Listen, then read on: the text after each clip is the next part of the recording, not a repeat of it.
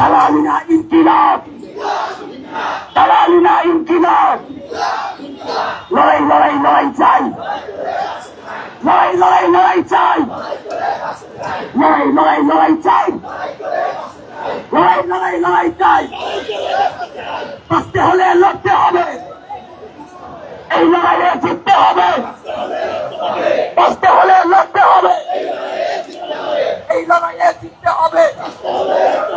বাঁচতে হলে লড়তে হবে, বাঁচতে হলে লড়তে হবে। এই লড়াইয়ে জিতবে কারা?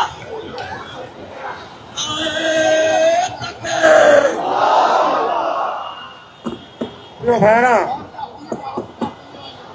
দুপুরের সময় খাবারের সময় কি বলেন?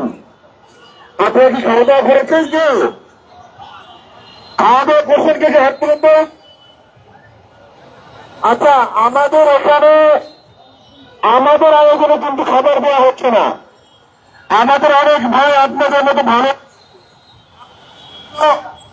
আপনাদের জন্য খাবার বানাচ্ছে, আমরা তা বিলি করছি। যা আসছে আমরা পরিণত করে দিচ্ছি।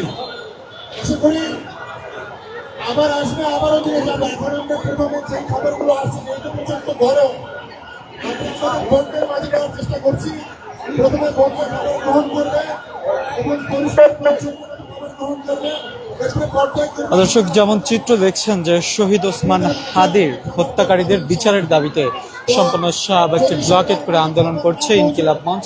আমরা আপনাদেরকে জানাতে চাই, ইনকিলাব মঞ্চ এর আগেও জানিয়েছিল যে তারা কিছুক্ষণ সময়ের জন্য এই শাহবাগ সড়কে ছেড়ে দিচ্ছে, যেহেতু তারেক রহমান আজকে শহীদ ওসমান হাদির কবর জিয়ারত করেছেন এবং তার পরবর্তী সময় আবারও সেই ইনকিলাব মঞ্চের যে সকল নেতাকর্মীরা রয়েছে এবং ছাত্র জনতা রয়েছে তারা কিন্তু আবারও সকলে একত্রিত হয়েছে এবং তাদের সেই আন্দোলন অর্থাৎ শহীদার্থী হত্যার বিচারের দাবি, সেই দাবিতে তারা আবারও আন্দোলন করছে। তারা যেমনটি বলছে যে যতদিন পর্যন্ত এই বিচার না হচ্ছে প্রয়োজন ততদিন পর্যন্ত তারা এখানে অংশগ্রহণ করবে এবং আরও মানুষ কিন্তু ইতিমধ্যে আসছে এবং সারা বাংলাদেশের মানুষকে আহ্বান জানানো হয়েছে বিভিন্ন স্থানে আন্দোলন কর্মসূচি, অবস্থান কর্মসূচি পালন করার জন্য।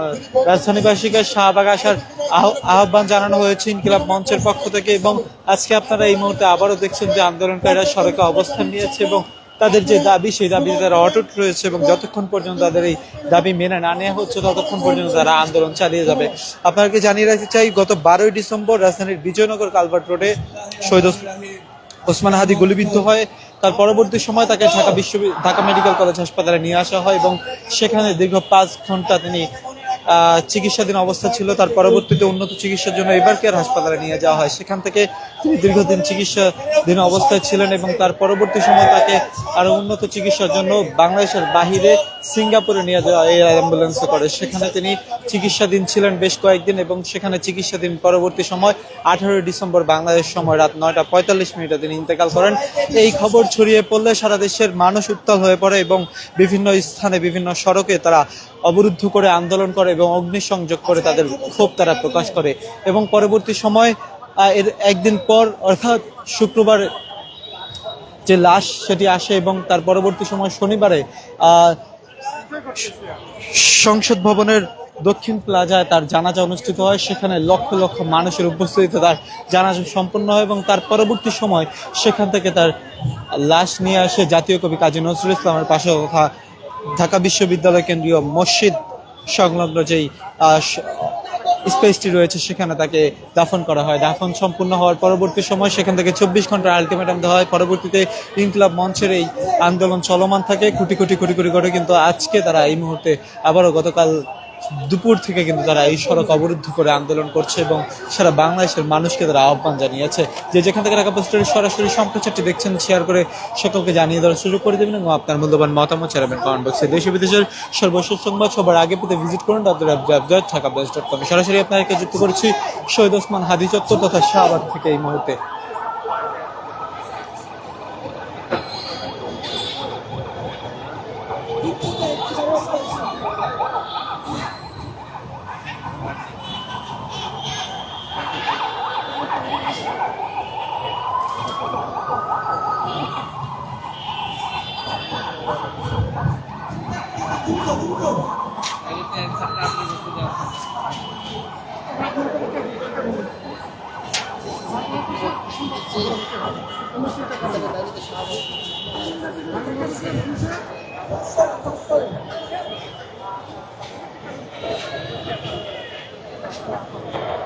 আমরা সুশৃঙ্খলভাবে